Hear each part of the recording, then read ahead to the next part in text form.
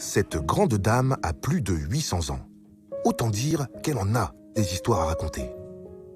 Elle a toujours été un lieu de pèlerinage avec ses immenses espaces pour permettre jadis aux foules de venir admirer une relique d'un personnage très célèbre, le crâne de Saint Jean-Baptiste, le cousin de Jésus en personne. C'est une des plus grandes cathédrales gothiques de France. En volume, elle pourrait accueillir 2 fois Notre-Dame de Paris. Bonjour Céline. Bonjour Camille. Bonjour, voilà, j'ai suivi le labyrinthe là et je vous ai trouvé. Oui, tu m'as trouvé au bout du Vous chemin. apprenez l'histoire de la cathédrale au public enfant. Oui, en tout cas, je m'en suis fait une petite spécialité au fil des années et j'apprécie effectivement d'échanger avec les enfants et de leur raconter cette histoire. Alors je vais enfin tout comprendre sur la cathédrale d'Amiens. Mais quand on s'adresse aux enfants, on s'adresse aux grands aussi. C'est vrai.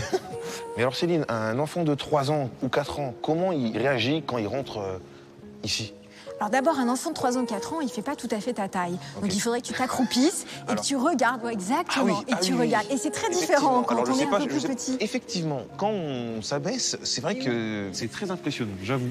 C'est très impressionnant et du coup, les enfants sont très impressionnés. On a souvent un effet waouh quand on entre dans l'édifice. C'est surtout le volume, la grandeur du monument qui impressionne. Ça nous impressionne, nous, en tant qu'adultes, mais ça impressionne évidemment les plus petits.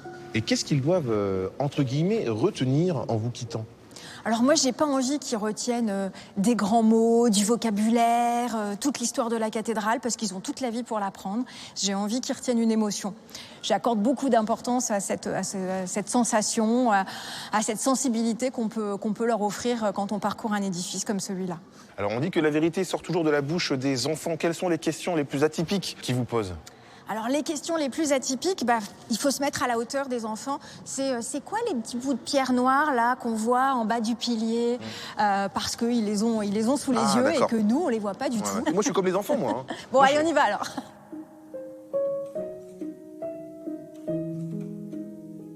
Madame Céline, c'est quoi ça ?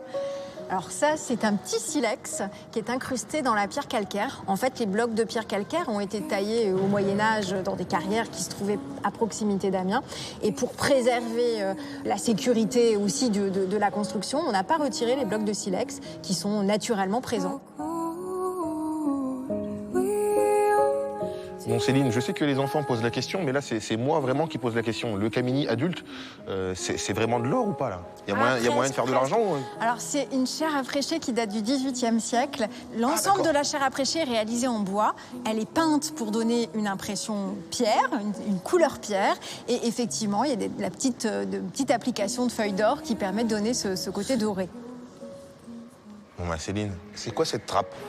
Alors cette trappe, elle est un petit peu étonnante pour nous aujourd'hui, mais elle a servi pendant le chantier de la construction de la cathédrale.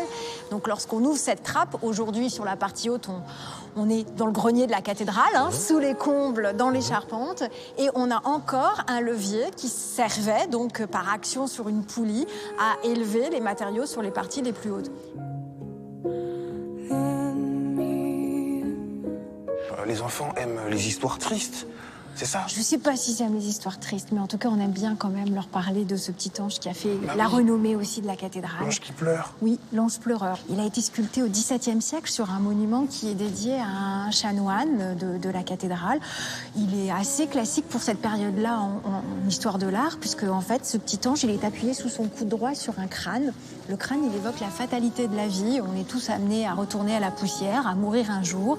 Et sur sa main gauche, il s'appuie sur un sablier. Et le sablier évoque le temps qui passe, le temps qui s'écoule, la vieillesse. Donc c'est ce qu'on appelle une vanité. Profitons du jour présent parce qu'on ne sait pas à quel moment la mort va frapper et le temps va s'arrêter. Donc ça n'a rien d'exceptionnel en termes de symbole, sauf que ce petit ange, il a été édité en carte postale au tout début du XXe siècle.